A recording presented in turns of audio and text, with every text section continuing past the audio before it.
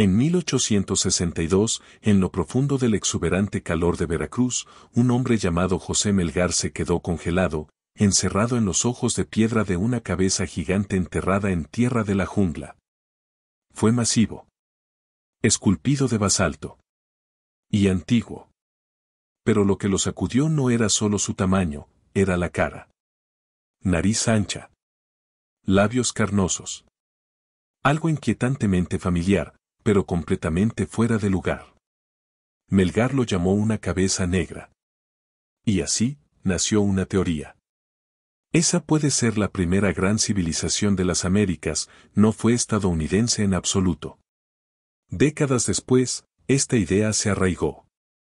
En 1976, Iván van Serota se encontraba ante el mundo y dijo que los Olmec eran africanos. Señaló a los colosales cabezas, esas características audaces, y afirmó que eran los rostros de los marineros de Mandé que cruzaron el Atlántico antes de que Colón soñara con un barco. Otra voz, Andrzej Wierzyński, juró que tenía evidencia craneal para probarlo. Las esculturas ya no eran solo arte. Eran pasaportes.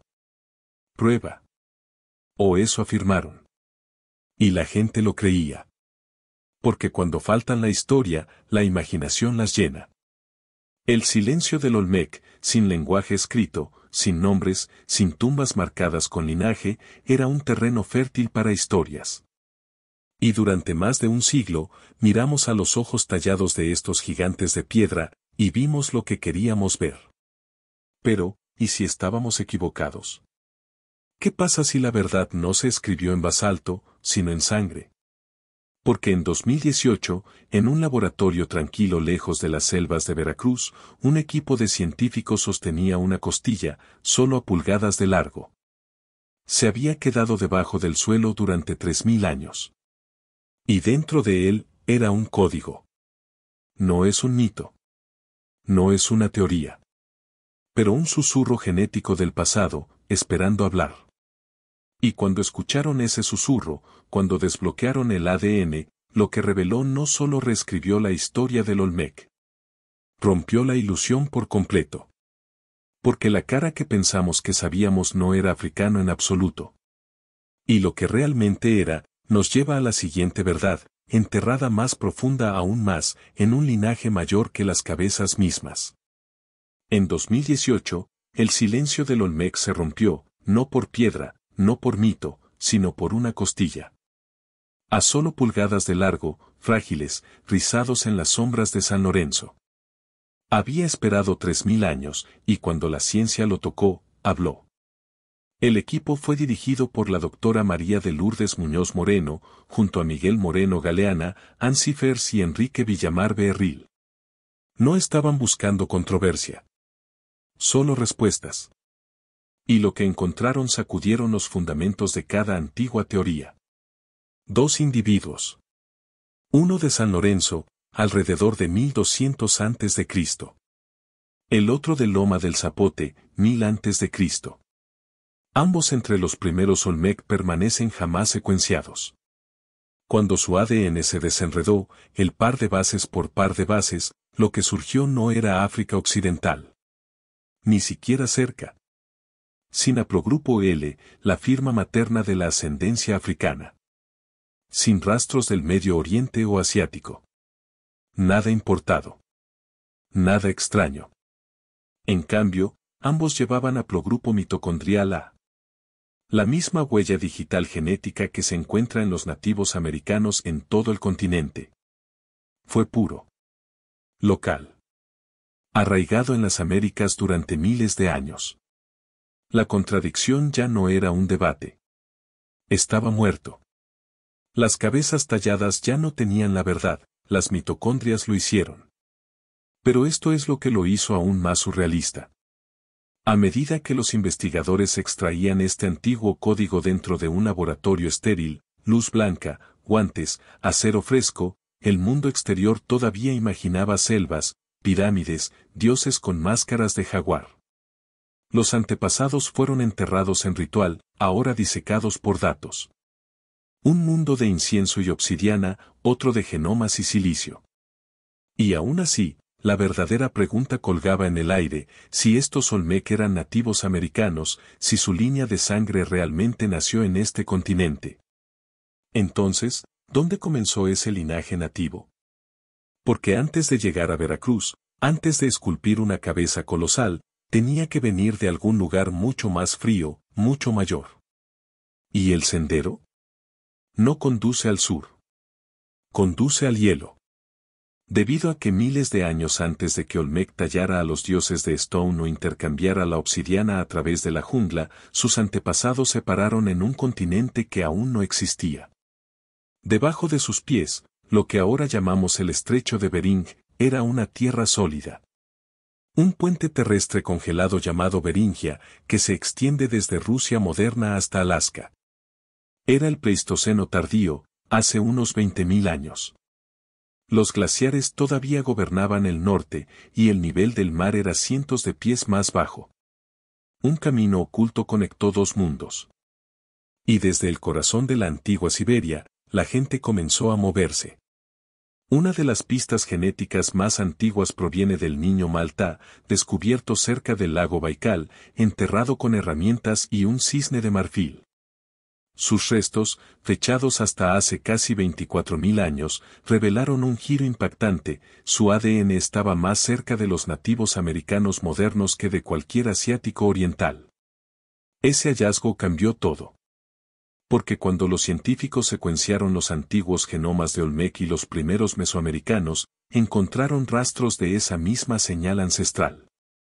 Entre el 14% y el 38% de su ascendencia apuntaban directamente a la cultura malte-buret. No leyendas. No símbolos. Dureado en los genes del Socio-Old Motor Culture de Mesoamérica.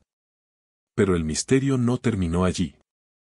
Las tallas de marfil de Malta, algunos de los bebés, otros estilizados como humanos con características exageradas, llevan una extraña semejanza con las cerámicas con cara de bebé Olmec. No idéntico, pero familiar. Como si estuvieran formados por recuerdos que sobrevivieron a las migraciones. ¿Y las voces? Ellos también susurraron. Los lingüistas han encontrado superposiciones poco probables entre el lenguaje Ket de Siberia Central y las lenguas de Dene de América del Norte, incluidos Apache y Navajo. Escaso, pero consistente. Un rastro de sílabas que se extienden a través de milenios. Así que ahora estamos viendo más que una teoría. Esta es una carretera genética. Un eco cultural.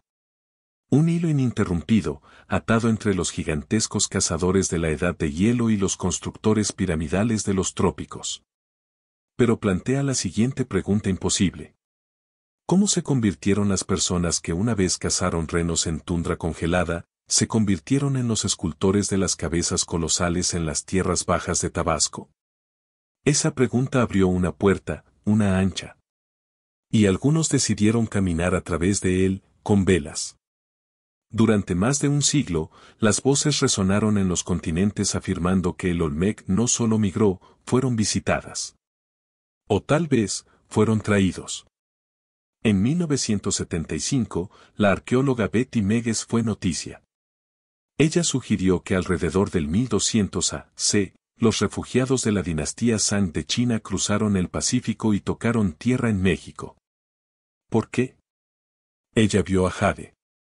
Tallado, precioso, cargado de símbolos. Y vio glifos, símbolos de Olmec que, para su ojo, se hicieron eco de las inscripciones de los huesos de oracle de la antigua China. Poco después, un profesor llamado Mike se duplicó. Afirmó coincidir con casi 150 glifos Olmec con logogramas chinos.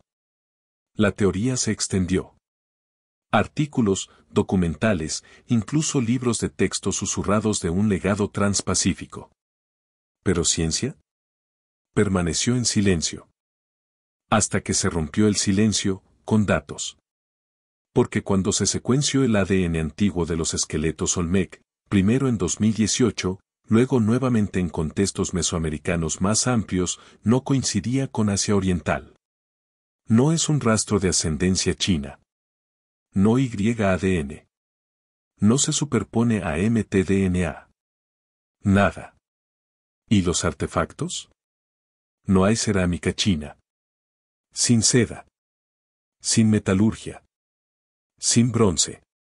Ni un solo hilo de contacto físico. Todo fue una ilusión.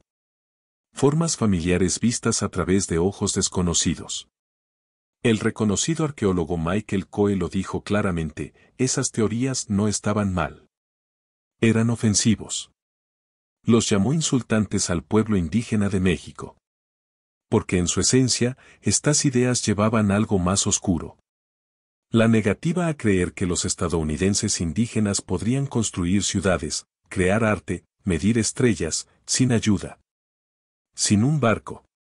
Pero, ¿y si la verdad fuera más simple? ¿Qué pasa si el Olmec no necesitaba velas? ¿Qué pasaría si no pidieran prestado brillantez, porque siempre lo habían tenido? Y si esa brillantez no se importó, entonces tal vez tampoco estaba aislado. Porque no fueron tocados por África o China, estaban tocando algo más cerca. Una red oculta en las Américas. Uno que solo estamos empezando a ver. Entonces, la pregunta ahora no es quién vino al Olmec. Es quién más ya estaba allí. Y para encontrar esa respuesta, no vamos a una ciudad, sino a un silencio. Una cueva. Húmedo, oscuro, medio sometido por el bosque de Tabasco. Cueva Puyil. No era el tesoro que encontraron allí en 2024. Eran huesos. Huesos humanos, 10 de ellos. Disperso, oculto, antiguo. Arcaico al periodo clásico. Algunos datan de hace casi 3000 años. Entierros no tocados por la conquista, el imperio o la memoria moderna. Y sin embargo, lleno de voces. Porque dentro de esos huesos era algo que ninguna lápida podría ofrecer, ADN. Los científicos lo extrajeron con cuidado, trabajo delicado en un laboratorio controlado lejos de las vides de sudoración de la jungla. Decodificaron haplogrupos mitocondriales. Y lo que encontraron fue un mapa del pasado profundo, A2, C1, C1C, D4. Sin extraños. No hay firmas desconocidas. Cada uno, indígena a las Américas. Pero no fueron solo los genes los que lo sorprendieron. Era el cuerpo. Un esqueleto, Pustabmex 009. Femenino. Radiocarbono fechado al Tarquea tardía. Su cráneo fue remodelado, intencionalmente aplanado. No es una deformidad. Una declaración.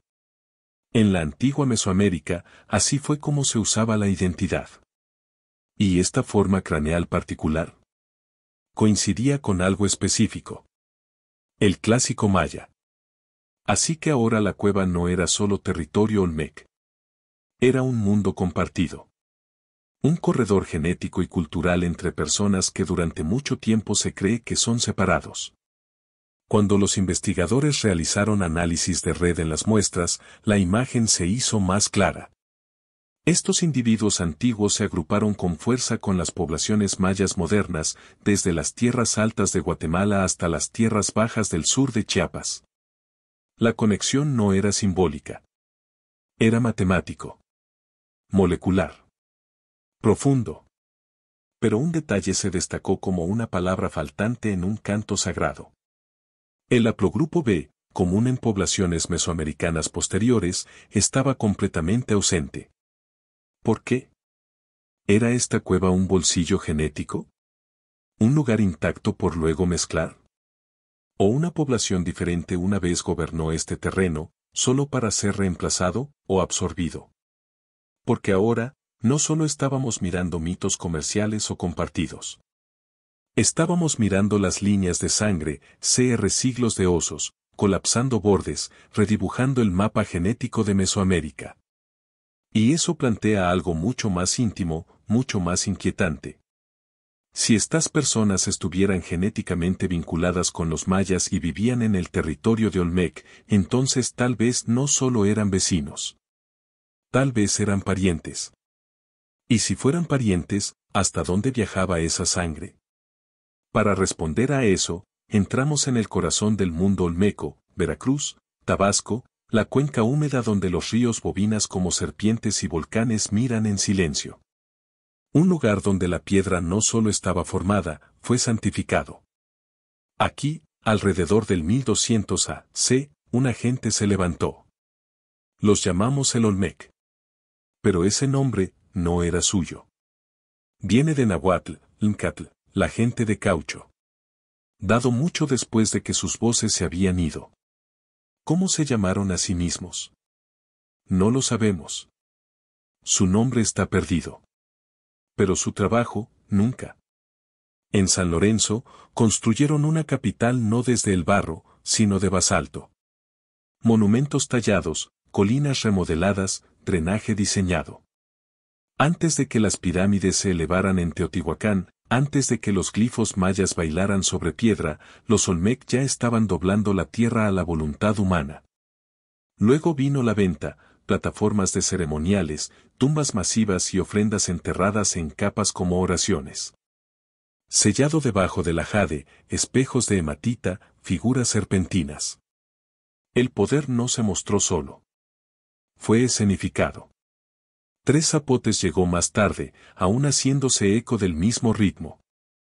Cabezas masivas, tronos tallados, un calendario que marcaba el peso divino. Jugaron el primer juego de pelota mesoamericano, no solo deporte, sino ritual empapado de sangre. Es posible que hayan probado el primer cacao, aplastado y elaborado mucho antes de que endulzara cualquier lengua europea. Tallaron glifos en el bloque Cascajal, 950 a.C., una losa mayor que cualquier script de zapoteco maya. Se movieron como el viento a través de las rutas comerciales, obsidian desde el Valle de México, jade de Guatemala, conchas del Golfo, tal vez incluso ideas de las tierras altas al mar. Y sin embargo, a pesar de su brillantez, el Olmec no dejó nombres. No hay reyes. No hay listas reales talladas en templos. No hay linaje hablado escrito en paredes. Sus ciudades están asignadas. Sus dioses imaginaron. ¿Pero sus voces? Silencioso. Hasta ahora. Porque enterrado dentro de los huesos y cenizas, queda un segundo idioma. Uno escrito no en piedra, sino en celdas. Un idioma que solo el genoma puede hablar. Y la próxima vez que lo escuchemos, no vendrá de templos, sino de los dientes. Porque dentro de cada diente, cada costilla, cada pequeña astilla de hueso antiguo, se encuentra un eco. Un susurro llevaba el tiempo, no en el lenguaje, sino en el linaje. Algunas verdades no sobreviven en piedra. Sobreviven en sangre. En la respiración. En la mano tranquila de una madre, pasando vida a su hijo, una y otra vez, durante miles de años. Ahí es donde vive la verdadera historia. No en reyes, guerras o monumentos, sino en las mitocondrias. Dentro de cada celda, un linaje, revelado por mujeres desde el principio. Y cuando los científicos comenzaron a mapear la ascendencia genética de los nativos americanos, encontraron algo increíblemente elegante. Solo 5 linajes maternos. 5 haplogrupos mitocondriales, A, B, C, D y X. Eso es todo. 5 matriarcas genéticas. 5 mujeres antiguas cuyos descendientes llenaron 2 continentes. ¿Y el Olmec? Llevaban haplogrupo A. Ahora sabemos esto, gracias al análisis de ADN 2018 de esqueletos de San Lorenzo y Loma del Zapote. Sus huesos, en silencio durante 3.000 años, revelaron la misma firma materna que se encuentra en las Américas. La misma huella digital pasó de los cazadores siberianos a los primeros estadounidenses. Una llama genética compartida, aún ardiendo en las venas de los mexicanos indígenas modernos. Pero no fue solo A. En las sombras húmedas de la cueva Puyil, vimos más.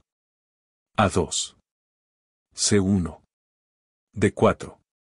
Individuos antiguos, enterrados debajo de capas de tiempo, sostuvieron marcadores encontrados en malla moderna.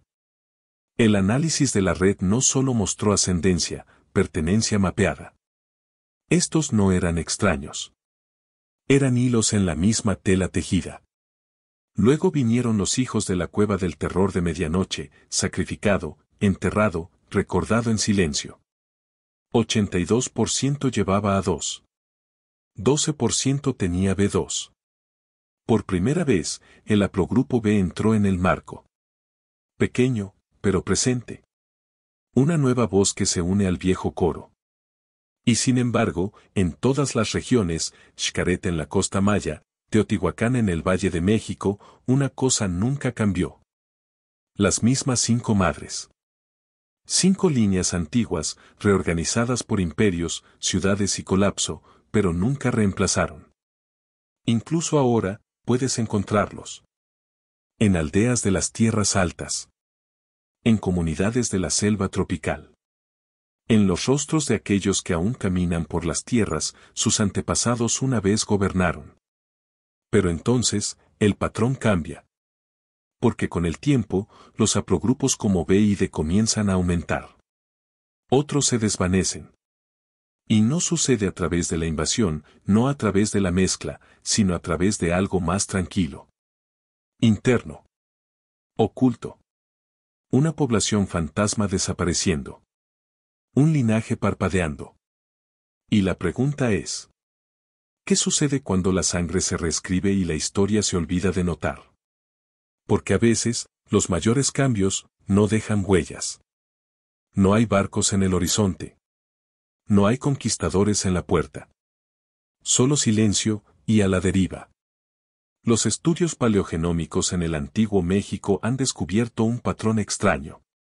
Un cambio genético, no fuerte, no violento, pero persistente.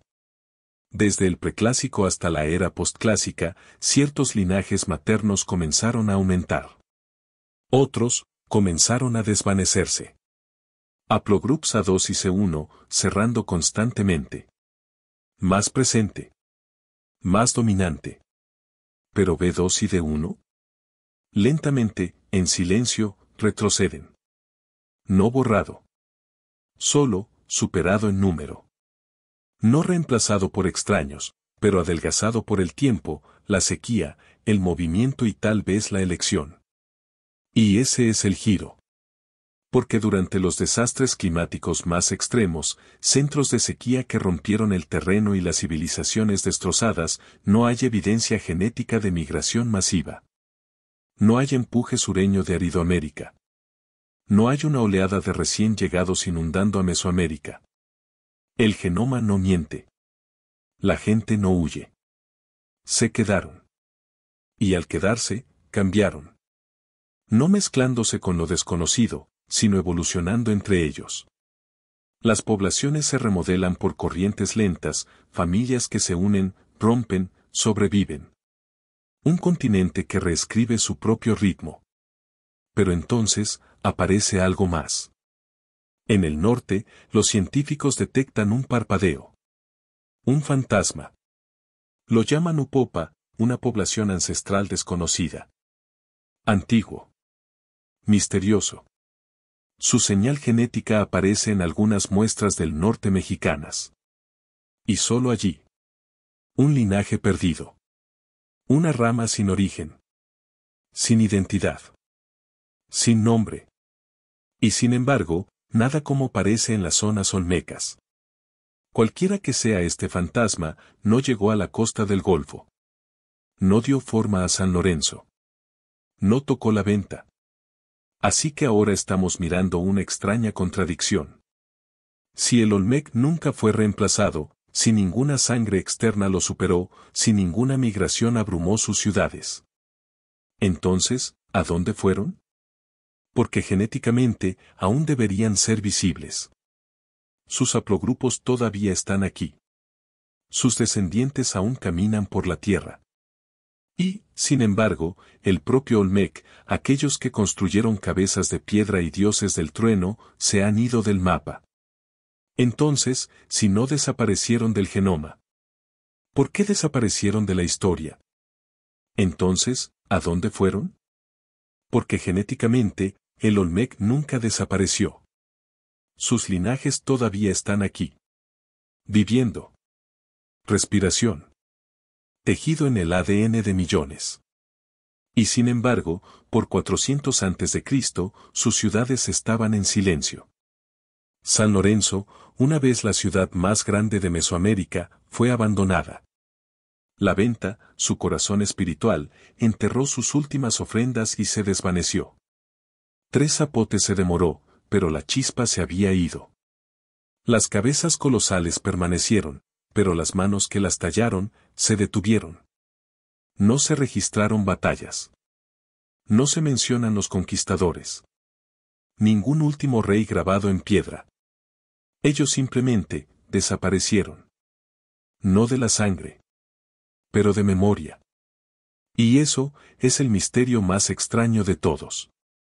Porque el Olmec no fue borrado por la fuerza. No fueron derrocados por las potencias extranjeras. No hay una capa arqueológica de fuego o masacre. Sin tumbas de masas. No hay colapso que grite destrucción. En cambio, parece algo más tranquilo. Más humano. Una atenuación lenta. Tal vez era el clima, ríos que cambian, se secan humedales, cambiaban lo que podría crecer y dónde. O política, nuevos poderes que se elevan en las tierras altas, las redes comerciales vuelven a dibujar. O tal vez, fue interno. Creencias cambiantes. Dioses que se desvanecen. Historias perdiendo su agarre. Las culturas no siempre terminan con una explosión. A veces, simplemente se disuelven. Pero la verdad biológica cruda, nunca se fueron. El haplogrupo A del Olmec todavía fluye en mexicanos indígenas modernos. Las madres que dieron a luz en San Lorenzo todavía están dando a luz en Veracruz, en Oaxaca, en Chiapas. El idioma puede haber cambiado. Las templos pueden ser polvo. Pero el genoma recuerda. Y eso nos lleva a una posibilidad inquietante. Porque si el ADN sobrevivió y la gente permaneció, ¿podría ser que pasamos las caras de Olmec todos los días? ¿Podría el niño jugando en la plaza, el agricultor labrando el suelo antiguo, la mujer teje bajo el sol de la mañana? ¿Llevar la sangre misma de los alumnos de la cabeza, los comerciantes de jade, los Pyramid Dreamers? Hemos perdido sus nombres. Hemos perdido sus reyes. Pero tal vez, solo tal vez, podamos encontrar uno. En un diente. En una mandíbula. En un genoma perfectamente conservado, esperando debajo de la tierra de la jungla. Y si eso sucede, si la ciencia nos da un nombre. ¿Qué sucede cuando finalmente nos encontramos con un Olmec? No como un mito. Pero como persona. Como familia. Como una cara. Porque esa cara, podría no estar tallada en basalto. Porque el próximo susurro de la jungla, podría ser tu antepasado. Y esta vez, ese susurro no vendrá de un monumento de piedra o una ofrenda enterrada.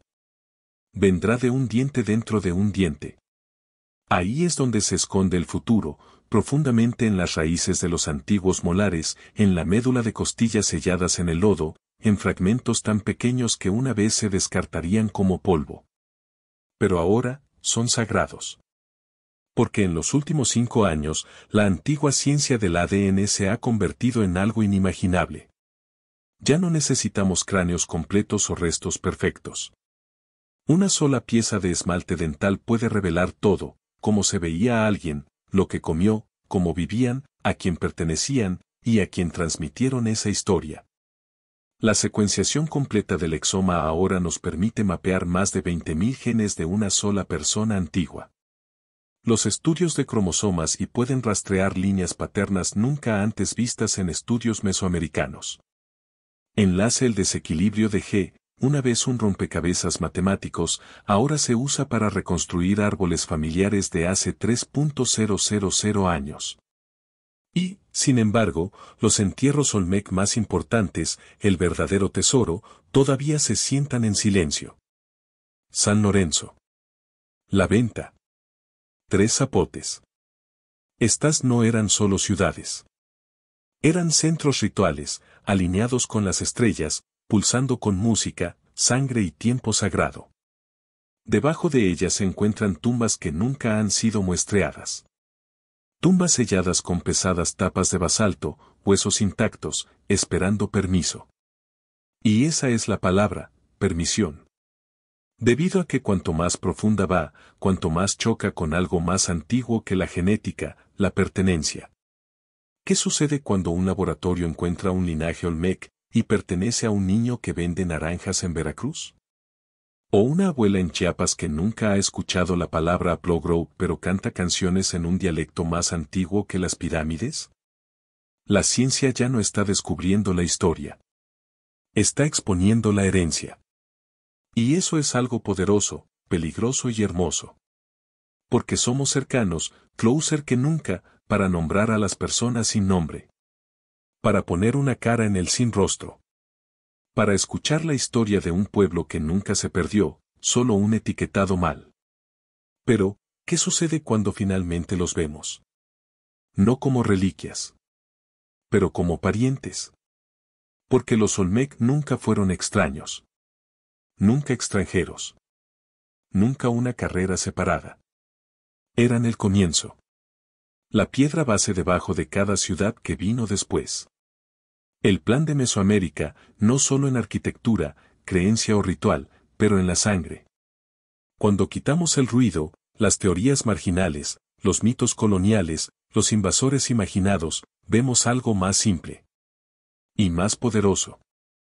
El Olmec no llegó. Emergieron. Fueron moldeados por la tierra, por los ríos de Tabasco, el fuego de los volcanes de Tuxtla, el aliento de maíz que se elevaba del suelo que habían nombrado con sus pasos.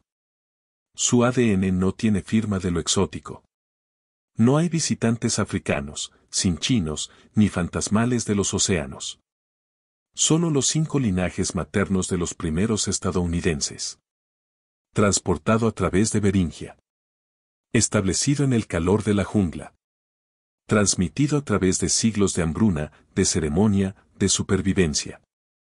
Y esos linajes no se detuvieron en la venta. No murieron con el último templo. Hoy, en México y América Central, millones caminan con sangre olmecia que aún pulsan en silencio debajo de su piel. No lo usan como un título. La mayoría ni siquiera lo sabe. Pero está ahí. En forma de pómulo. En el ritmo de una palabra. En el calor de cacao todavía se elaboraba a mano. Lo que una vez llamamos misterio, es la herencia. Y lo que enterramos, nunca se perdió realmente. Debido a que las cabezas colosales, esas caras silenciosas y gigantes talladas en piedra, no eran monumentos al poder. Eran recuerdos. Marcadores. No puede decir mira lo que construimos, sino recuerda quiénes éramos. Y ahora, la ciencia puede hacer lo que la historia no pudo hacer, puede recordar. Entonces, si alguna vez has sentido un tirón hacia las verdades enterradas, hacia los ecos ancestrales, hacia el extraño y sagrado llamado de civilizaciones olvidadas, suscríbete. Porque este no es el final de la historia. Es el desbloqueo de un linaje. ¿Y si los Olmec fueran solo el comienzo? Entonces tenemos que preguntar. ¿Quién más se esconde en nuestra sangre?